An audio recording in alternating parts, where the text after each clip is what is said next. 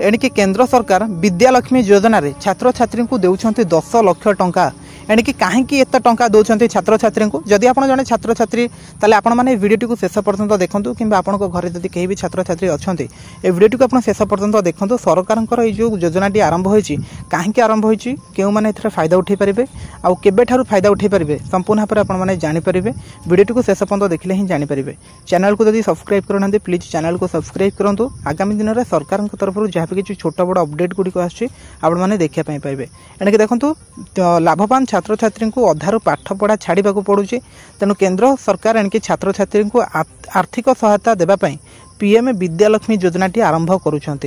एणिकी पाठ पढ़ाई बाधक साजुचे टंका एहीपरि भावे गोटे मेधावी छात्र दारिद्रतार घसा घातरे पड़ी तार भविष्य को जलांजलि देवाक बाध्य होउची आ तार हायर स्टडी स्वप्न मध्य अधूरा रही जाउची किंतु एबे आउ सेमिति हबनी हायर स्टडी स्वप्न एबे सत होई जिवो एणिकी टंका मिलिबो गवर्नमेंट तरफ देशर प्रतिभावान छात्र छात्री को अधारू पाठ पढ़ा छाड़ा पड़ो ना कारण केंद्र सरकार छात्र छात्री को आर्थिक सहायता निमंते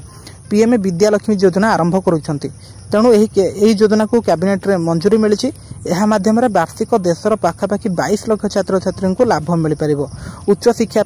अर्थर समस्या रही बोली सरकार कहते सरकारी विज्ञप्ति अनुसार देशर श्रेष्ठ 860 उच्च शिक्षानुष्ठान एडमिशन नहीं पारे और योग्य छात्र छात्री को एक एजुकेशन ऋण मिल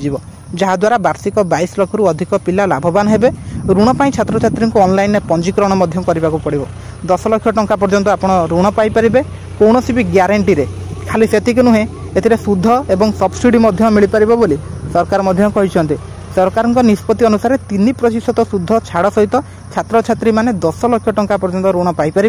जो परिवार मोट आय 8 लाख टंका किंबा एहाठू कम सही परिवार को यही टंका मिल प्रति वर्ष 1 लाख छात्र छात्री को प्रधानमंत्री विद्यालक्ष्मी योजना लोन दिज्व कैबिनेट मीटिंग रे निया जायछि एणिकी एही निष्पत्ति। दर्शक बंधु जदि आपण घरे गोटे पिला अच्छी पाठ पढ़ुची ताले आपनको कोनोसी टेंशन नबा दरकार नाही जदि तार हायर स्टडी पई टंका नाही ताले आपण एही योजना रे अप्लाई करि परिबे। एही योजनाटी रहिछि विद्यालक्ष्मी योजना पीएम विद्यालक्ष्मी योजना एथरे आपनको 10 लाख टंका पर्यंत ऋण मिल पार 1 लाख टंका आरंभ करके 10 लाख टंका पर्यंत